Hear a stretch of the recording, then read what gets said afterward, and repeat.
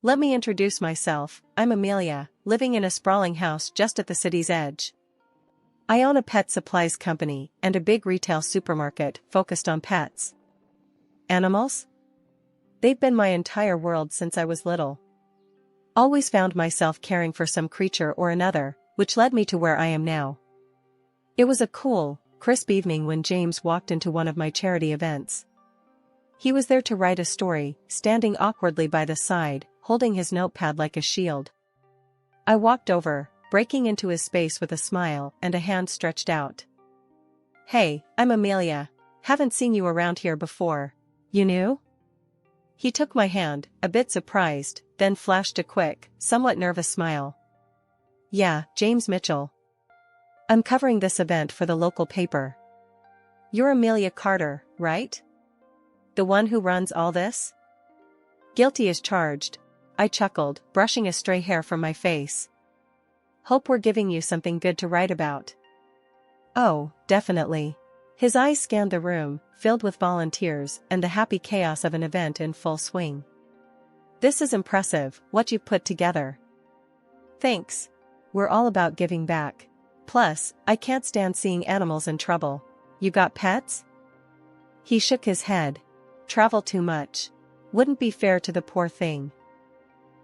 We chatted more about the event, and he asked insightful questions that told me he did his homework.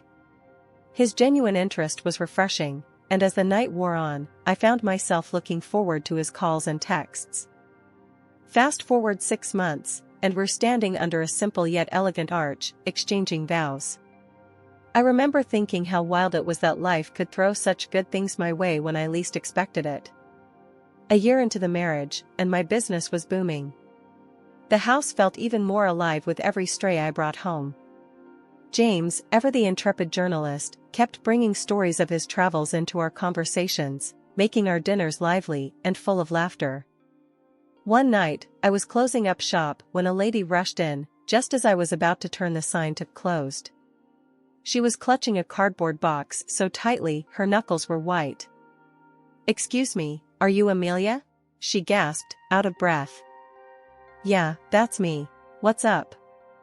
She thrust the box into my hands. "Found these kittens behind my house. I can't take care of them, but I heard you could help." Peeking into the box, I saw 4 tiny, mewling kittens, their eyes barely open. "I got them, don't worry. They'll be safe here." "Thank you so much." She looked relieved, almost on the verge of tears. "I just didn't know what else to do." After she left, I settled the kittens into a warm blanket in the back, ensuring they were comfortable. That night, as I told James about them, he just shook his head in wonder. "You ever gonna say no?" he joked, pouring us both a glass of wine. "Not when it comes to this. You know that." After the wedding, life started spinning faster than I ever imagined. The business was booming, and James's career as a journalist was on the rise. Every piece he wrote seemed to turn to gold, and his trips became more frequent. Despite the hectic pace, the day we found out I was pregnant was the day everything else seemed to pause, just for a moment. The positive test was like a beacon, cutting through the fog of our daily grind. "James, we're going to be parents," I murmured, my heart hammering in my chest as he swept me into his arms. "Yeah, babe, we are," he whispered back, his eyes bright with something like wonder. The pregnancy wasn't easy. Morning sickness hit me hard, and running the store became a daily challenge. James was supportive, always popping in when he could, bringing me ginger tea and those little crackers that were the only thing I could stomach some days. When Lily was born, it felt like a storm had passed, leaving the world shiny and new. But complications during the delivery cast long shadows. The doctors said I couldn't have more kids, a blunt statement that hung heavy between James and me in the sterile silence of the hospital room. James's disappointment was a quiet thing, but it stretched wide and deep. He tried to hide it, but sometimes I'd catch him staring out the window with a far-off look, or he'd be unusually quiet during dinner. "James, talk to me. Please," I'd plead, reaching for his hand across the table. "I'm fine, Mel, really. Just tired, you know?" But his voice would be flat, and he wouldn't meet my eyes. When Lily turned 1, it was clear she was the light of my life. She had my eyes and James's easy smile. Teaching her to walk, to say her first words, it was a joy unlike any other. But James, he was there but not really. He'd smile and play with her, but his smiles didn't quite reach his eyes. Lately, James had started taking more business trips alone and was often late coming home from work. This shift left me with quieter evenings, which I spent nurturing Lily. She was my little ray of sunshine in the increasingly gray days of my marriage. At just 5, she was already reading children's books and even little notes I left around, which I wrote to spark her curiosity and love for learning. Our bond was my solace. As for James and me, our relationship had cooled considerably. He had taken to sleeping in another room, claiming he needed to get up early for work without disturbing me. My attempts at conversation, trying to bridge the widening gap between us, were met with curt responses or tired dismissals. It was past midnight when I was jolted awake by Lily, her small hands shaking me urgently. Her face was lit with a mix of fear and excitement as she tugged at my arm. "Mommy, come quick. There's a baby outside, I couldn't bring him in, he's too heavy," she blurted out, breathless from either the run up the stairs or the weight of her discovery. I was half in a dream, not fully grasping her words. "A baby? Lily, it's probably just your imagination. Let's get you back to bed." But she was insistent, pulling me with more strength than I thought her little hands could muster. "No, Mommy, he's real. I saw him at the front door." Reluctantly, I followed her down the stairs, my mind racing. At the door, there it was, undeniable and shocking. A baby boy, wrapped snugly but abandoned in a portable cradle right on our doorstep. This was a first for me. I'd taken in countless strays, but a child? Lily was peering into the cradle with a curious gaze. "Look, Mommy, it's a boy. He's my brother." I knelt beside the cradle, my heart sinking. "Lily, sweetheart, this isn't our baby. Someone must have left him here by mistake." But Lily was persistent, her small face serious as she said, "No, Mom, there was a note. It said he's Daddy's son, so he's my brother." Before I could respond, James appeared, his face unreadable in the dim porch light. "What's all this?" he asked, his voice tinged with a forced casualness that didn't sit right with me. Lily was quick to answer, "Daddy, it's your baby. The note said so." James let out a stiff, uneasy chuckle. "You must have dreamt that, kiddo. There was no note." Lily's brow furrowed, frustrated. "There was. But now it's gone." James's eyes met mine, something fleeting in his glance that I couldn't place. He turned to Lily, his tone firm, almost harsh. "It's late, Lily. Go to bed now. We'll sort this out." "But Daddy." "Lily, bed. Now," James interrupted, pointing sternly towards the stairs. Lily, crestfallen and muttering, trudged back upstairs. I turned to James, my voice low and urgent. "We need to call the police, James. This is serious. We can't just keep someone's child." He was quick to dismiss me, his whisper sharp. "Let's not overreact. We could take him in, couldn't we? After all, it's a boy, just what we wanted." His words stunned me, the implication chilling. "James, are you listening to yourself? This is a child, not a stray pup that wandered in. We're talking to the police." His face darkened, and he stepped closer. "No police. We're not involving them. I'm going to bed." Once James retreated to his room, I managed to calm the little one. As he slept, I carefully snipped a few locks of his hair, planning to get a DNA test done. This wasn't a decision I took lightly, but my gut told me it was necessary. The next morning, I acted like everything was normal. I watched as James left for work, his demeanor unreadable. Once he was gone, I called the police. They came and took the baby to ensure he was cared for properly. That evening, when James returned and discovered what I had done, he exploded in anger, making a huge scene. "Why would you call them? We could have handled this ourselves," he yelled, his face red with frustration. His reaction only deepened my suspicions. I kept my calm, though, not letting on how much I already suspected. It's the right thing to do, James. That child could have a family looking for him, I said, trying to reason with him. His responses were evasive, spinning more questions in my mind. I decided then to reach out to a private detective. Meanwhile, I also realized we might need money for all these expenses, lawyers, detectives, who knew what else. So, I checked our joint bank account. My heart sank when I saw it nearly empty. $30,000, saved for Lily's education, gone. I confronted James over the phone. Where's the money from our account? The $30,000? I asked, my voice firm, trying not to let the anger show. Oh, that. I had to help my brother out, he was in some serious debt, James stammered, his explanation sounding rehearsed. Right then, I knew he was lying. Not wanting to show my hand just yet, I simply replied, I see. But internally, I was seething. This confirmed my decision to hire the detective. With my personal savings, I took the baby's hair and some from James's comb to a clinic for DNA testing. The process was straightforward, but waiting for the results was agonizing. During that time, I tried to keep things normal at home, especially for Lily's sake, but the atmosphere was tense. 2 weeks later, I received the call from the clinic. The results were as I feared, the child was indeed James's son. I said nothing to James, waiting instead for the detective's report to see the full picture. A week after getting the DNA results, I met with the detective. James had an affair with a woman who then gave birth to his son.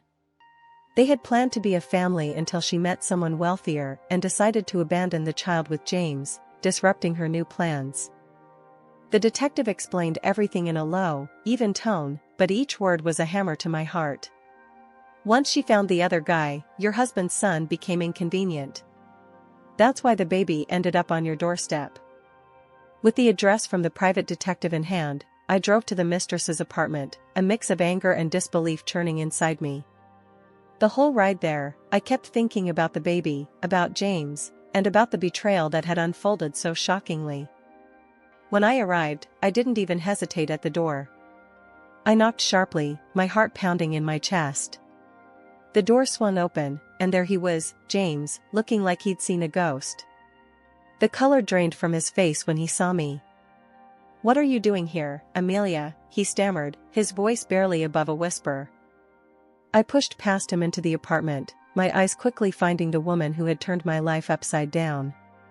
She was as I imagined, only now wearing a panicked look as she saw me. "I'm not here to cause a scene," I said, my voice cold and steady. "I just want to know one thing. How could you leave a baby, your baby, alone on the street like that?" The mistress, her back stiffening, responded with a shrug that made my skin crawl. "I didn't want the child. James wanted a son, so I left him with you guys to raise." Her nonchalance about the whole thing infuriated me, but before I could reply, the doorbell rang. She looked visibly shaken, moving quickly to answer it. A man entered, confusion written all over his face. "Who are these people, Julia?" he asked, his tone cautious. Julia, the mistress, forced a nervous laugh. "Oh, they're just some friends. They were just leaving." But I couldn't let this go, not now. I stepped forward, meeting the eyes of the man who clearly expected a different kind of evening. "I'm James's wife, and this is our life she's been meddling with. She left her newborn with us because she thought she could get rid of the baby that easily when she found you," I said, the words bitter as they came out. The man, now pale, turned to Julia. "Is this true?" She opened her mouth, then closed it, no lies coming to her aid this time. The man's face hardened as he looked from her to James and then back to me. "I want no part of this," he said, and without another word, he was gone, his footsteps echoing down the hall. James tried to reach for me, his hands outstretched, pleading. "Amelia, please, I can explain. There's nothing you can say that will fix this. I'm filing for divorce." I cut him off, my voice trembling not just with anger but with a profound sadness. Julia's eyes were on James now. "Don't leave me, not now. We can be a family, with our son," she begged, desperation coloring her every word. The cynicism of her plea, the ease with which she shifted her allegiances, it was all too much. I turned to James, my decision clear. "I can't do this anymore." Without waiting for his response, I left the apartment. My next stop was the police station. I filed a formal complaint against James's mistress for abandoning her child, an act that endangered his safety.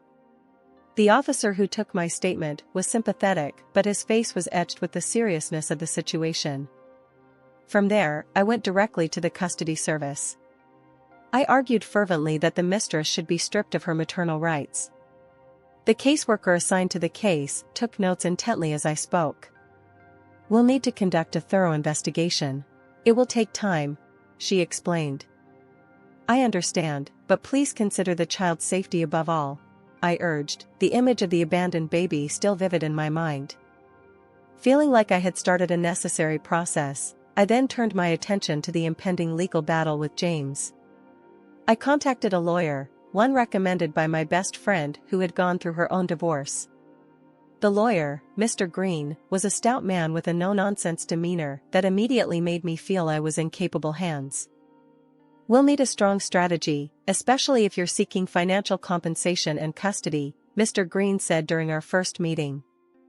"I want to ensure my daughter's future is secure, and I want back every penny James took from our joint account," I declared, my voice steady despite the turmoil inside. Mr. Green nodded, jotting down notes. "The total amount withdrawn was $30,000, I answered. "He used our savings, money that was meant for our daughter's education, for the needs of his mistress." "That's a substantial sum.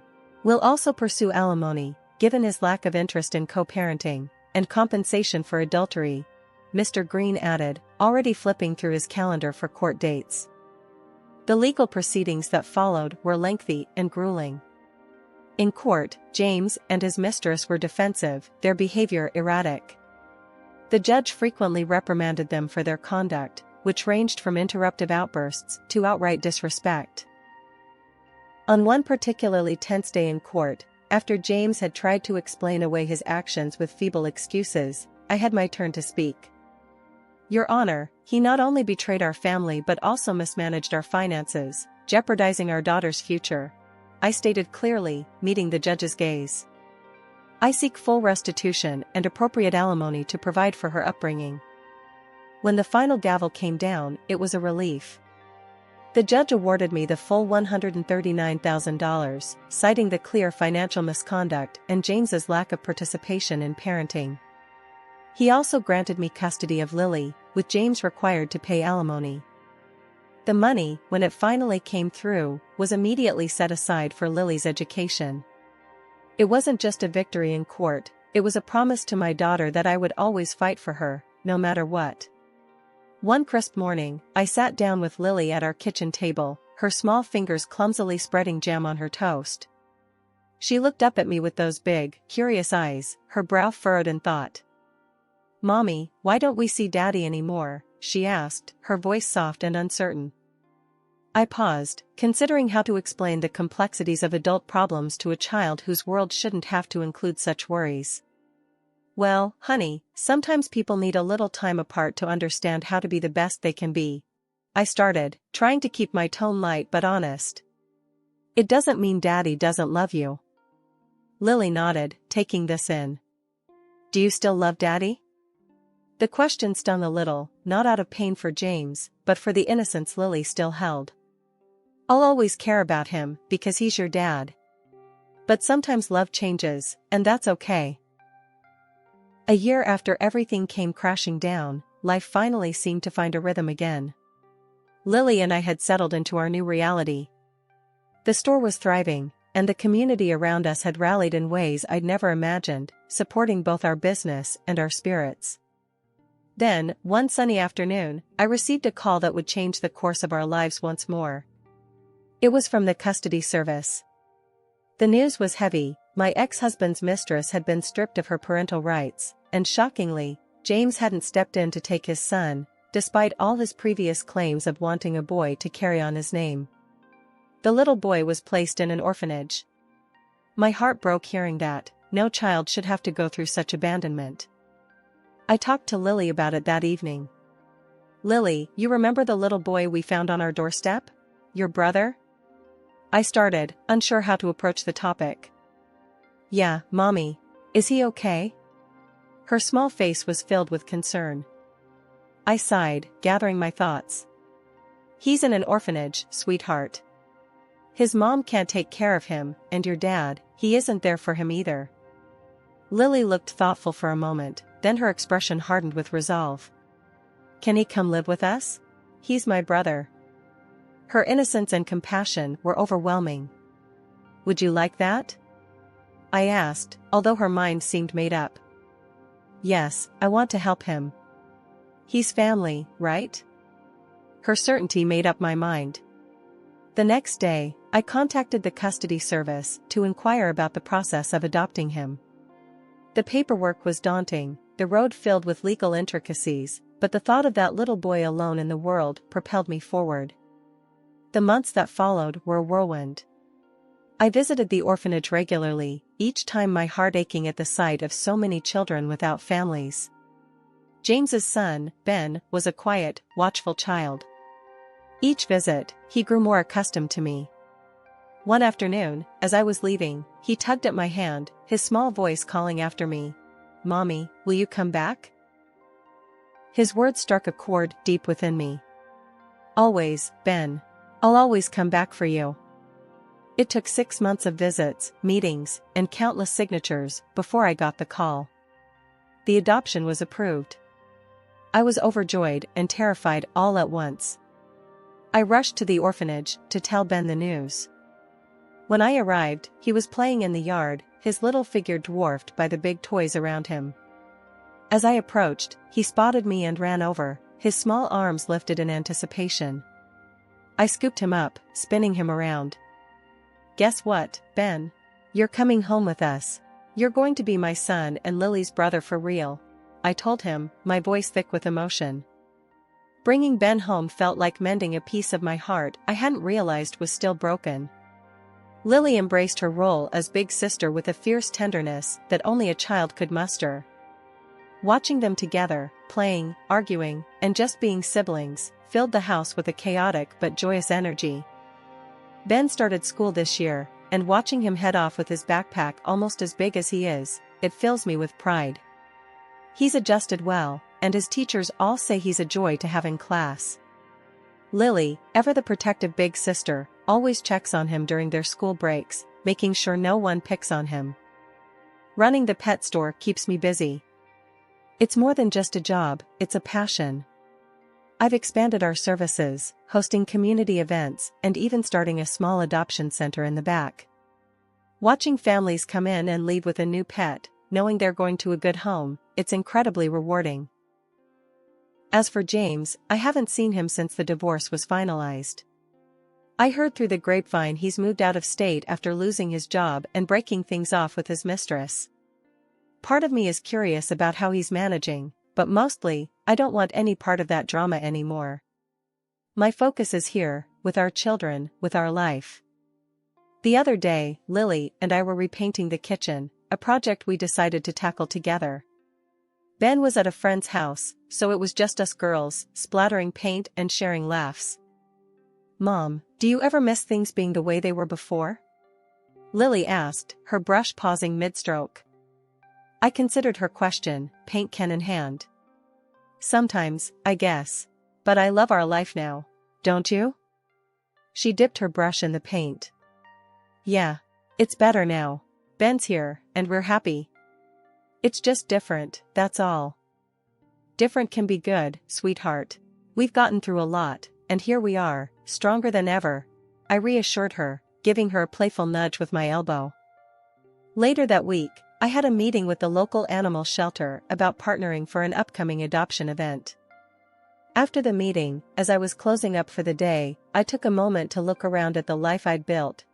From the bustling store filled with customers and their pets, to the community notices pinned up next to the register, to the photos of Lily and Ben at their latest school event. This was my world now, and it was a good one. As the sun set, casting long shadows over the floor of the shop, I locked up and headed home, ready to spend the evening with my kids, maybe watch a movie or play a game. Life had thrown us some curveballs, but here we were, catching every one and throwing them right back.